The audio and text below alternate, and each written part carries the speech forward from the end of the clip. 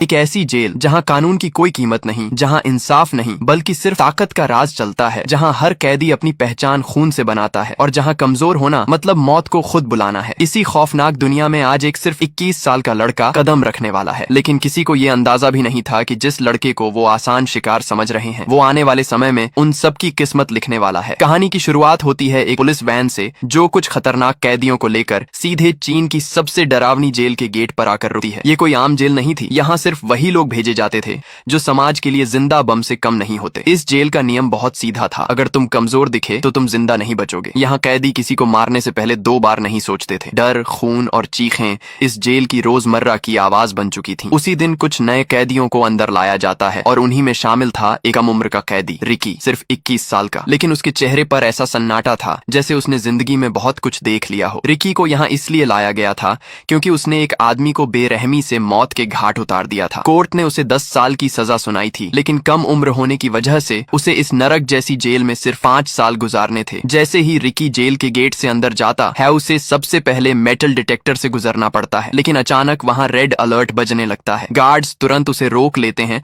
और पूरी तलाशी लेते हैं। लेकिन हैरानी की बात यह थी कि उसके पास से कोई हथियार या लोहे की चीज नहीं मिलती। फिर भी मशीन बार बार यही दिखा रही थी कि उसके शरीर में कहीं न कहीं मेटल मौजूद है। अब गार्ड्स उसे एक्सरे रूम में ले जाते हैं और जैसे ही मशीन चालू होती है, वहां खड़े सभी लोगों के होश उड़ जाते हैं, क्योंकि रिकी के सीने में एक नहीं पूरी 5 गोलियां फंसी हुई थीं और वही गोलियां मशीन को अलर्ट कर रही थीं। सबसे डरावनी बात यह थी कि इतनी गोलियां शरीर में होने के बावजूद वो लड़का बिल्कुल नॉर्मल खड़ा था, जैसे कुछ हुआ ही नहीं। गार्ड हैरान होकर उससे पूछता है, तुमने इन गोलियों को निकलवाया क्यों नहीं? तब रिकी ठंडी आवाज में जवाब देता है, ये गोलियां मेरे लिए कमजोरी नहीं, मेरी ताकत है। इसके बाद हमें पता चलता है कि ये जेल 4 खतरनाक ब्लॉक्स में बंटी हुई है और हर ब्लॉक पर राज करता है एक ऐसा कैदी जिससे पूरा जेल कांपता है। ये चारों अपने इलाके के बादशाह थे, जो चाहते वही करते, जिसे चाहते सजा देते। उनकी मर्जी के बिना वहां कोई सांस तक नहीं ले सकता था। इस जेल का हर कोना जुल्म, डर और खून से रंगा हुआ था। सुबह होते ही सब अपने कामों में लगे हुए थे। तभी वहां एक कैदी आता है जिसका नाम सैमुअल था, जो वेस्ट ब्लॉक का लीडर था। वह आते ही वहां एक बूढ़े कैदी विंग को पीटने लगता है, क्योंकि उसने उसका कहना नहीं माना था, इसीलिए वह उसे वहां पीट डालता है। दरअसल यह आदमी अपनी पूरी जिंदगी इस जेल में बिता चुका था और उसे इस जेल से बाहर जाने की कोई भी उम्मीद नहीं नजर आ रही थी, क्योंकि उसे पता था कि वह इन जालिम और बेरहम कैदियों के बीच ज्यादा देर तक जिंदा नहीं बच पाएगा। इसलिए उसने जेल में ही एक छोटा सा खिलौना अपने बेटे के लिए बनाया, ताकि वह अपने बेटे को एक आखिरी तोहफा दे सके। लेकिन इसी दौरान वह खिलौना सैमुअल उठा लेता है। वह बूढ़ा कैदी अपना खिलौना उससे वापस मांगता है, क्योंकि यह खिलौना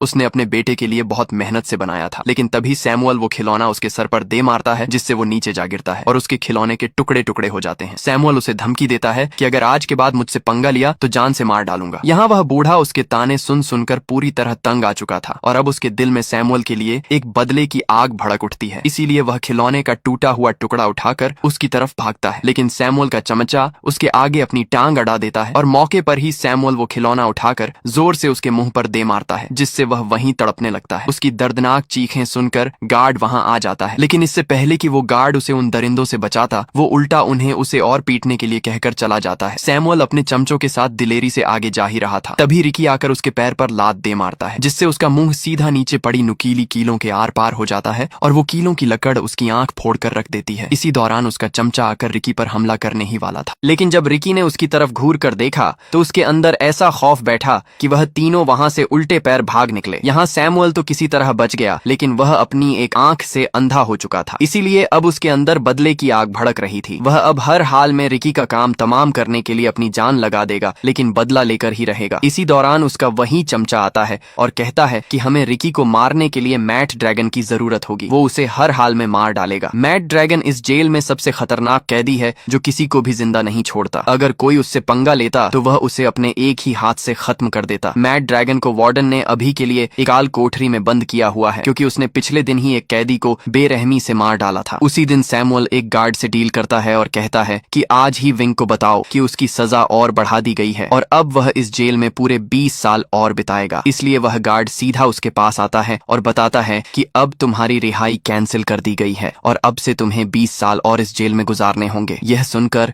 उस बूढ़े कैदी के पैरों तले जमीन ही खिसक जाती है, क्योंकि उसे पता था कि अगर अब वह इस जेल में रहा तो सैमुअल उससे अपना बदला जरूर लेगा और उसे तड़पा तड़पा कर मारेगा। इसलिए वो गार्ड्स के पैर पकड़कर उनसे रिहाई की भीख मांगता है, लेकिन वो गार्ड गार्ड्स आगे से उल्टा उसे पीट कर वहां से चले जाते हैं, इससे पहले कि अब वो और तड़प तड़प कर यहाँ अपनी जिंदगी गुजारता। उसी रात वो अपने आप को फांसी पर लटकाकर खत्म कर देता है। ये खबर पूरी जेल में फैल जाती है और रिकी को भी पता चल जाता है कि जिसकी उसने उस दिन जान बचाई थी वो मारा जा चुका है। जब गार्ड्स उसकी लाश वहां से ले जा रहे थे तब वहां रिकी आता है। वह जब विंग के हाथ पर लगी हथकड़ी देखता है तो वह उन गार्ड्स को उसके हाथों से हथकड़ी खोलने के लिए कहता है, क्योंकि वह मर चुका है, अब तो उसे आजाद कर दो। तभी रिकी उसकी हथकड़ी को वहां आसानी से तोड़ डालता है। ये देखकर वो गार्ड्स हैरान रह जाते हैं कि इतनी मजबूत हथकड़ी कोई आम इंसान कैसे तोड़ सकता है। रिकी विंग का वही खिलौना निकालता है जो उस दिन सैमुअल ने तोड़ा था और जिसे रिकी ने ठीक कर दिया था। वो उस खिलौने को उसकी बॉडी पर रख देता है ताकि उसे थोड़ा सा सुकून मिल सके। अब विंग को मरता देखकर उसका दिल अंदर से टूट जाता है और एक बार फिर से रिकी के अंदर बदले की आग भड़क जाती है और अब वह सैमुअल से विंग का बदला लेकर ही रहेगा। अगली सुबह सब कैदी नहाने के लिए आते हैं। जब रिकी नहा रहा था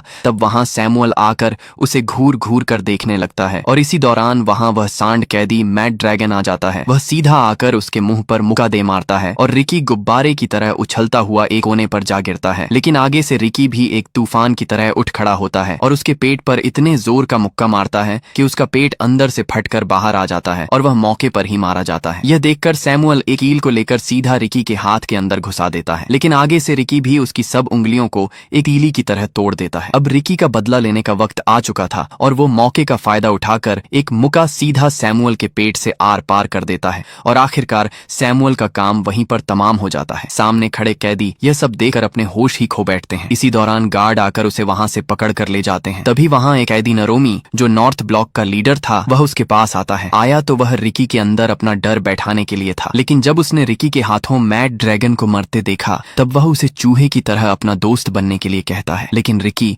उसे कुछ भी कहे बिना वहां से चला जाता है। उसे सीधे एक ऐसे सेल में बंद कर दिया जाता है जहां सबसे खतरनाक कैदियों को रखा जाता था, जैसे पहले मैड ड्रैगन था। इसीलिए अब उसे भी यहाँ इस सेल में छोड़ दिया गया। लेकिन तभी उसके सीने के अंदर दर्द शुरू हो जाता है और इसी के साथ हमें फ्लैशबैक का सीन दिखाया जाता है जब वह एक स्टूडेंट था और उसके माँ बाप पहले ही इस दुनिया से जा बसे थे। वह अपनी माँ बाप की कब्र पर आता है तो वहाँ उसके सामने उसका मास्टर जैंग खड़ा हुआ था जो बचपन में उसे मार्शल आर्ट की ट्रेनिंग देता था। मास्टर उसे उसकी ताकत दिखाने के लिए कहता है, लेकिन जैसे ही वह मास्टर पर हमला करता है मास्टर उसे एक ही झटके में नीचे गिरा देता है। इसलिए यहाँ मास्टर उसे बताता है कि तुम अभी पूरी तरह मार्शल आर्ट में मास्टर नहीं बने हो, तुम्हारे अंदर अभी भी कमजोरी है जिसे तुम्हें पूरा करना होगा और उसे पूरा करने के लिए अभी काफी समय लगेगा, तब जाकर तुम एक मजबूत फाइटर बन पाओगे। इसीलिए यह सुनकर रिकी मास्टर के कदमों में जा गिरता है और दुखी मन से कहता है कि मुझे हर हाल में मास्टर बनना है, मैं अपनी कमजोरी को दूर करूंगा चाहे कितना भी समय लगे। इसीलिए उसी दिन मास्टर उसे ट्रेनिंग देना शुरू कर देता है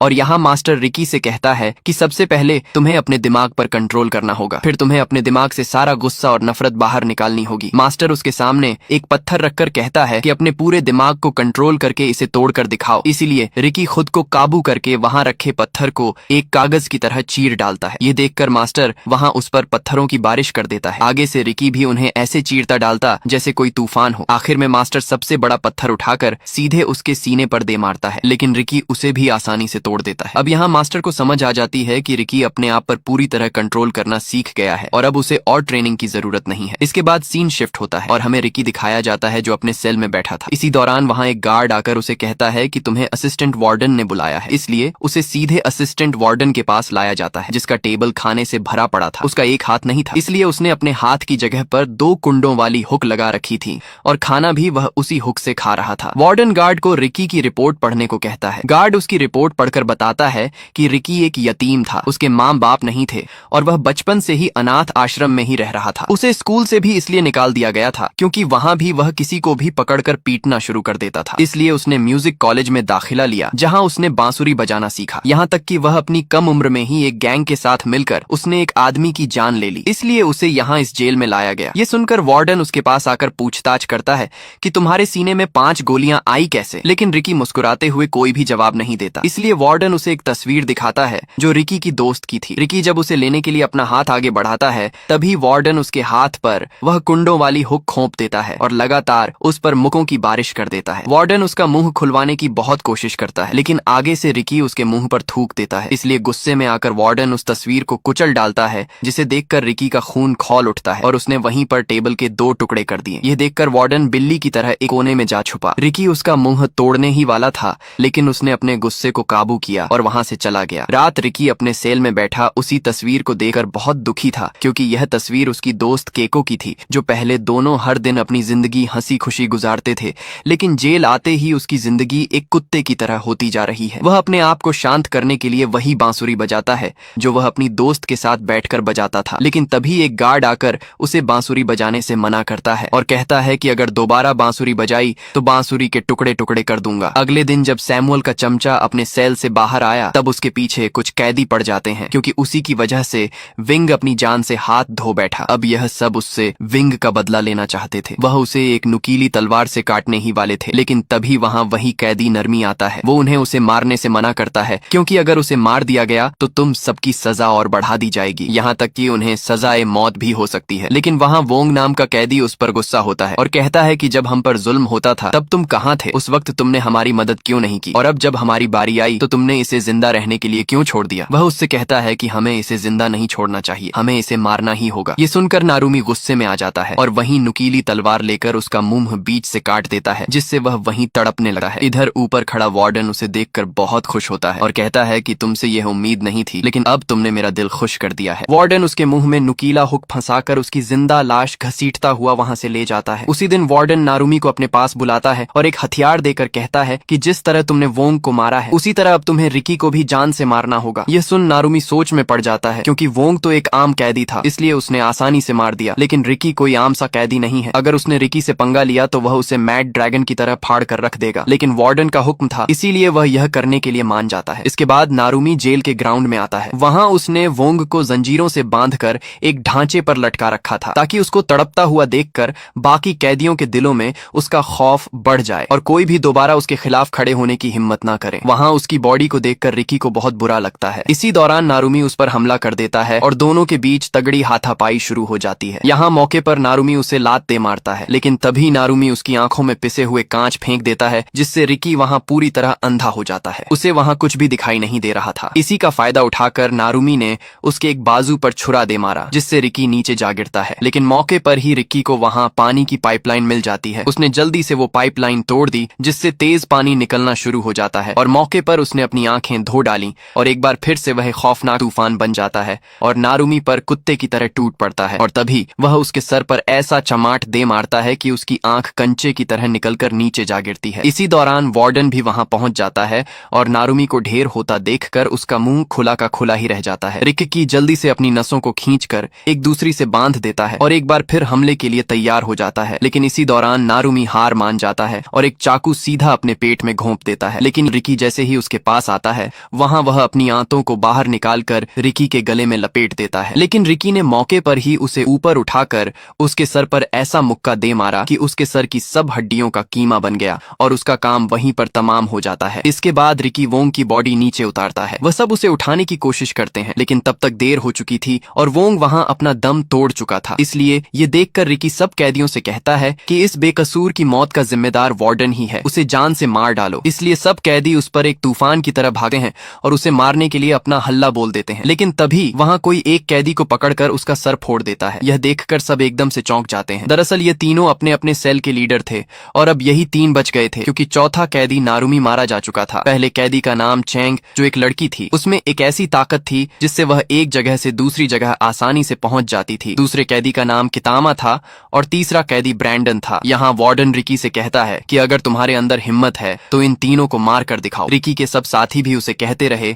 कि इन सबको मार डालो, लेकिन रिकी आगे से कुछ भी नहीं बोलता और सीधा वोंग की लाश को उठाकर वहां से जाने लगा है। वार्डन उसे एक ऑफर देता है और कहता है कि मैं तुम्हें नॉर्थ सेल का लीडर बनाना चाहता हूँ, क्योंकि नारुमी मारा जा चुका है, इसीलिए अब मैं उसकी जगह तुम्हें रखना चाहता हूँ। मैंने तुम जैसा ताकतवर कैदी आज तक नहीं देखा। लेकिन रिकी आगे से उसे कुछ भी नहीं कहता, क्योंकि वह उसके इशारों पर नाचने वाला सांप बनना नहीं चाहता था। वह अब पूरी तरह टूट चुका था, क्योंकि उसी की वजह से सब उसके साथी अपनी जान से हाथ धो बैठे। दूर बैठा एक लड़का जो इस जेल में कैदी था, वो रिकी को देख रहा था। जब रिकी एक पते से धुन बजाता है, तब वह लड़का भी पते से धुन बजाने की कोशिश करता है, लेकिन कई कोशिश के बाद भी वह धुन नहीं बजा पाता। तभी रिकी उसके पास आकर बैठ जाता है और उसे धुन बजाना सिखाता है, लेकिन इसी दौरान वह लड़का आगे से रोने लगता है। रिकी उससे कहता है कि तुम रो क्यों रहे हो, आखिर वजह क्या है? तब वह लड़का अपना मुंह खोलता है तो वहाँ उसकी आधी जुबान कटी हुई थी। दरअसल वार्डन का एक राज था जो सिर्फ उसे ही पता था, इसीलिए वार्डन ने अपना राज छुपाने के लिए उसकी जुबान जुबान ही काट दी। यह देखकर रिकी के अंदर वार्डन से बदला लेने की आग और भी बढ़ जाती है। रिकी उसे अपनी वो बांसुरी दे देता है। जैसे ही वह उस बांसुरी को बजाता है तब वह बांसुरी बजने लगती है, जिसे देखकर वह बहुत खुश होता है। खुशी के बदले में वह लड़का रिकी को कुछ पत्ते देता है ताकि वह भी उन पत्तों से बांसुरी बजा सके। लेकिन जब रिकी उन पत्तों को देखता है तो उसे शक पड़ जाता है, क्योंकि वह पत्ते नशा बनाने के लिए इस्तेमाल होते हैं और हकीकत में सब सेल के लीडर इन पत्तों को बेच के काफी तगड़ा पैसा छाप रहे थे। रिकी उससे पूछता है कि यह पत्ते तुम्हें कहाँ मिले। वह उसे बताता है कि मैंने ये पत्ते वेस्ट ब्लॉक से लिए थे। इधर वही लड़की उन्हें ऊपर से छुप कर देख रही थी, क्योंकि वही थी वेस्ट ब्लॉक की लीडर जो सबको ये पत्ते बेचती थी। वो लड़की सीधा एक कमरे में आकर अपने दोस्तों को सब कुछ बताती है कि हमारा पोल खुल चुका है, क्योंकि उस लड़के ने उन पत्तों के बारे में रिकी को बता दिया है। इसलिए वह उस लड़के को अपने पास बुलाती है और वहाँ एक लीडर उसे एक चाकू देकर कहता है कि तुम्हें आज रात रिकी का काम तमाम करना होगा, नहीं तो कल सुबह तुम जिंदा नहीं उठ पाओगे। लेकिन आगे से वो लड़का उसे साफ साफ मना कर देता है। इसलिए गुस्से में आकर वो लड़की उसे बेरहमी से मार डालती है। उन्होंने उसकी लाश जेल के बीच रख दी थी और सब कैदी वहाँ उसकी लाश को देखकर बहुत डरे हुए लग रहे थे। जब रिकी को यह पता चलता है तो वह सीधा उसकी लाश के पास आता है। वहाँ उसकी बॉडी को उन जालिमों ने पीस डाला था। लाश के पास आते ही रिकी को वही बांसुरी पड़ी मिलती है जो उसने उस दिन उस लड़के को दी थी। रिकी अपने साथी को मरता देखकर उसके अंदर गुस्सा उभर आता है। इधर वार्डन को भी उस लड़की के काले करतूत पता चल चुके थे, जिससे वह उस पर बहुत गुस्से होता है। दूसरी तरफ रिकी ने पूरे का पूरा उन पौधों का बाग ही जलाकर राख कर डाला। वो लड़की वहाँ भाग कर आती है, लेकिन तब तक देर हो चुकी थी और उसके सब पौधे जलकर वहाँ राख बन गए थे। रिकी गुस्से से उसे कहता है कि जिस तरह तुमने मेरे साथी को मारा है उसी तरह मैं भी तुम्हें तड़पाड़ पाकर मारूंगा। उन दोनों के बीच लड़ाई शुरू होने ही वाली थी कि तभी वह लड़की गोली की तरह भागकर उसे ऐसा मुक्का दे मारती है। वह उड़ता हुआ सीधा एक दीवार के साथ जा लगा है। इधर जब जेल के अंदर सब कैदियों को पता चलता है कि बाहर आग पूरी तरह फैलती जा रही है, इसलिए सब कैदी मौके का फायदा उठाकर वहां से बाहर भागने लगते हैं। सब कैदी अपनी आजादी के लिए उस बिल्डिंग से बाहर नीचे भाग जाते हैं, क्योंकि उनके पास यही एक आखिरी मौका था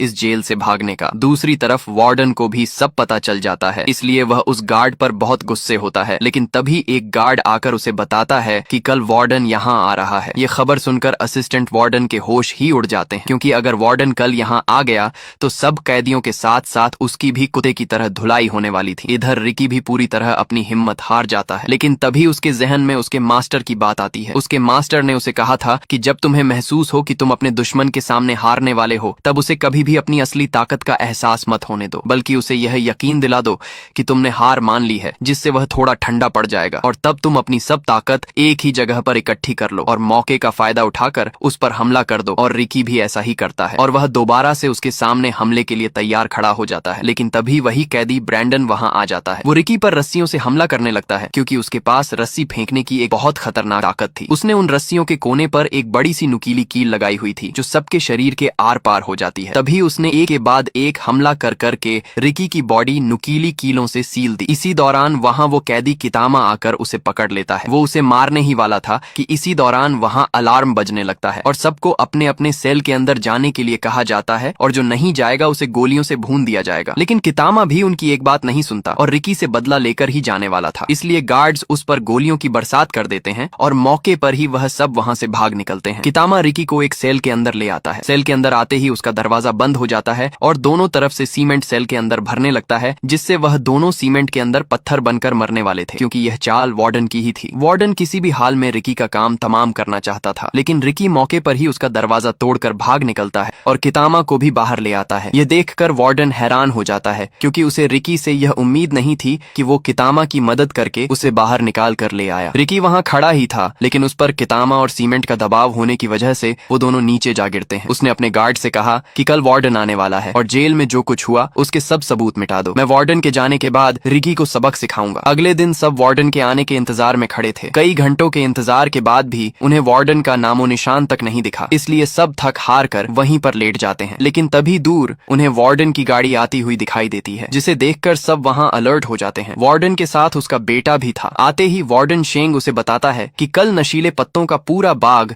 रिकी नाम के एक कैदी ने जला डाला। यह सुनकर वार्डन उस पर बहुत गुस्से होता है। इसके बाद शंग उसे रिकी के पास ले आता है, जहां रिकी एक सेल में बंद था और उसकी पूरी बॉडी सीमेंट से जकड़ी हुई थी। लेकिन तभी रिकी ने अपनी बॉडी से सब सीमेंट की परत तोड़ दी और मौके पर ही उसने वार्डन के गले को दबोच लिया। लेकिन इससे पहले वह उसे वहां मार डालता। तभी एक दीवार तोड़कर कितामा उस पर हमला कर देता है। कितामा उसके हाथों को जेल की मोटी सलाखों के अंदर दबोच देता है और उस पर लगातार मुक्कों की बारिश कर देता है। एक के बाद एक मुक्का रिकी की कमर तहस नहस कर देता है। रिकी ने उस दिन उसकी जान बचाई, लेकिन उसने उस पर जरा भी रहम नहीं किया। कितामा उसका सर दबाकर फोड़ने ही वाला था, तभी उसने अपनी पावर दिखाई और उसके गले पर ऐसा मुक्का मारा कि उसका गला फटकर बाहर आ गया। मौके पर रिकी ने उसके हाथ पर ऐसा वार किया कि उसकी सब उंगलियां बिखर कर नीचे जा गिरी और कितामा वहीं पर मारा जाता है। यह देखकर वार्डन ने ऊपर से हाइड्रोलिक प्रेस चालू कर दी, जिसे रिकी रोकने की बहुत कोशिश करता है, लेकिन तभी वार्डन उसे एक जोरदार बिजली का झटका दे मारता है, जिससे तड़प कर वो नीचे जा गिरा। वो हाइड्रोलिक प्रेस भी तेजी से उसके ऊपर आ रही थी, लेकिन इसी दौरान वो हाइड्रोलिक प्रेस अचानक ऊपर जाने लगी है। तब हमारे सामने कितामा आता है, जो अभी भी जिंदा था। उसने उस हाइड्रोलिक प्रेस को ऊपर दबा कर रखा हुआ था,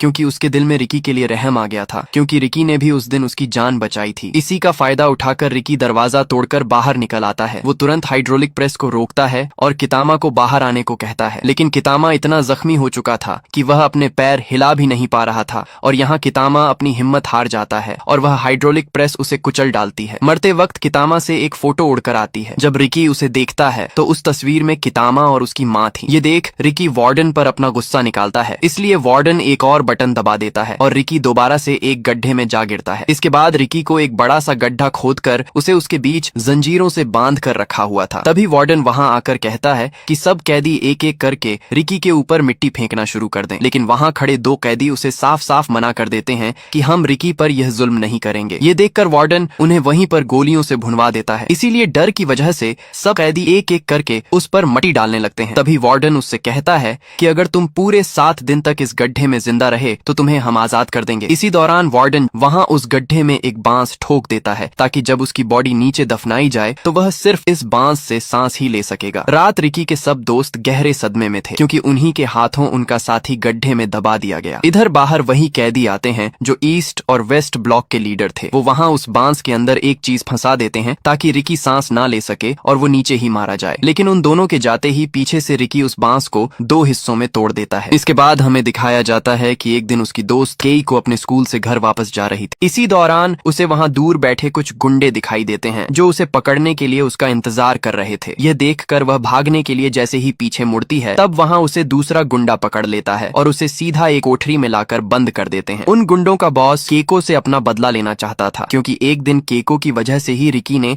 उसकी अच्छी खासी धुलाई कर दी थी। वो उसे वहां मारने ही वाला था कि तभी वह मौके का फायदा उठाकर वहां से भाग निकलती है और वह भागकर सीधा एक बिल्डिंग से कूद जाती है और केको वहीं पर मारी जाती है। जब रिकी को यह पता चलता है तो उसका दिल अंदर से चूर चूर हो जाता है। वह जैसे तैसे करके उस आदमी को ढूंढ लेता है जिसने उसकी दोस्त की जान ली। आगे से वह आदमी भी उस पर लगातार गोलियां चलाता है, लेकिन रिकी को जरा भी फर्क नहीं पड़ता। उल्टा रिकी उसकी टांग तोड़कर उसका सर फोड़ देता है और वह मौके पर ही मारा जाता है। और यही रिकी का जुर्म था जिसकी वजह से उसे उस खतरनाक जेल में बंदी बनाया गया। दूसरी तरफ उसके 7 दिन पूरे हो चुके थे। उसी दिन रिकी को उस गड्ढे से बाहर निकाला जाता है। वार्डन को यकीन था कि वो मर चुका होगा, लेकिन जैसे ही उसे बाहर निकाला गया तो वहां उसकी सांसें चल रही थीं। यह देखकर वार्डन के होश ही उड़ जाते हैं। इसलिए रिकी को दोबारा से नुकीलेदार सरियों के अंदर फंसा दिया गया। वार्डन उससे उसकी ताकत के बारे में पूछता है कि ऐसी कौन सी ताकत तुम्हारे अंदर है जो तुम मट्टी के अंदर बिना सांस के जिंदा रहे। लेकिन रिकी भी आगे से अपना मुंह नहीं खोलता। इसीलिए वहां वही लड़की आती है। उसने अपने हाथ में बहुत सारे ब्लेड रखे हुए थे। वह उन सारे ब्लेडों को रिकी के मुंह के अंदर दबाकर ऊपर से टेप लगा देती है और एक के बाद एक लगातार तमाचे उसके मुंह पर दे मारती है, जिससे रिकी का मुंह खून से लालो लाल हो जाता है। इसी दौरान वार्डन आकर उसके मुंह से टेप उतार देता है, लेकिन आगे से रिकी सब ब्लेड उसके मुंह पर फेंक देता है और सब ब्लेड वार्डन के मुंह के अंदर धंस जाते हैं। इसलिए एक बार फिर से उसे एक खाली काल कोठरी में डाल दिया जाता है। उसी दिन वहां एक कैदी छुपकर उसे खाना देने आता है। वो खाना देकर वहां से जाता ही है कि तभी पीछे से उसे वही कैदी देख लेता है जो नारुमी का चमचा था, और उसी दिन वह वार्डन को उसके सेल के अंदर ले आता है। अंदर आते ही वार्डन उस कैदी को मारकर उसे घसीटता हुआ सीधा रिकी के सेल के पास आता है। लेकिन जब वह रिकी के सेल के अंदर देखता है तो वहां से रिकी गायब था, सिर्फ जंजीर ही पड़े हुए थे। दरअसल रिकी ऊपर छत के साथ चिपका हुआ था। वार्डन जैसे ही अंदर आता है तो वहां रिकी मौके पर वार्डन को पीठ डालता है। रिकी जब बाहर आकर उस कैदी को देखता है तो वहां वह मर चुका था, जिसे देखकर उसका खून खोलने लगता है। यह देखकर वार्डन वहां से भागता है, लेकिन नीचे आते ही सब कैदी उसे घेर लेते हैं और इसी दौरान वहां सब गार्ड्स और कैदियों के बीच जंग शुरू हो जाती है। इधर वार्डन पूरी जेल की जांच कर रहा था, लेकिन उसे दूसरी तरफ होती जंग के बारे में कोई खबर नहीं थी। इसी दौरान वहां एक कैदी ने उसकी पीठ पीछे कुछ उल्टा बोल दिया, जिसे सुनकर वार्डन को हज्म नहीं हुआ और उसने बेरहमी से उस कैदी का बाजू काट डाला ताकि आइंदा कोई भी उसके बारे में यह गलती न करे। इसी दौरान वहां रिकी आ जाता है। यह देखकर वार्डन ने तुरंत उस पर गोली चला दी, लेकिन आगे से रिकी ने वार्डन सेंग को आगे कर दिया और गोली गोली सीधा उसे जा लगी, जिससे उस वार्डन का पेट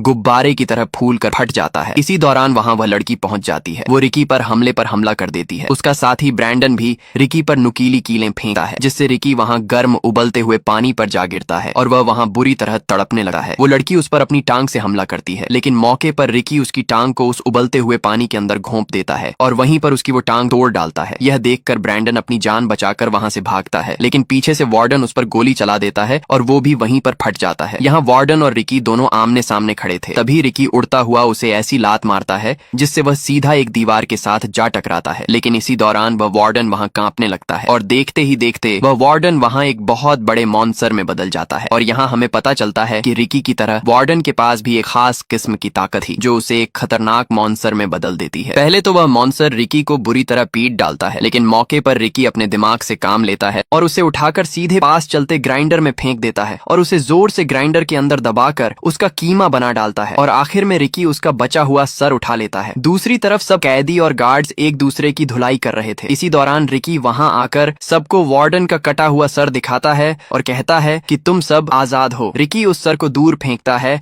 और भागकर उस जेल की दीवार को बीच से टुकड़ों में तोड़ डालता है और यहाँ रिकी के साथ साथ सब कैदी भी आजाद हो जाते हैं और यह मूवी यहीं पर एंड हो जाती है।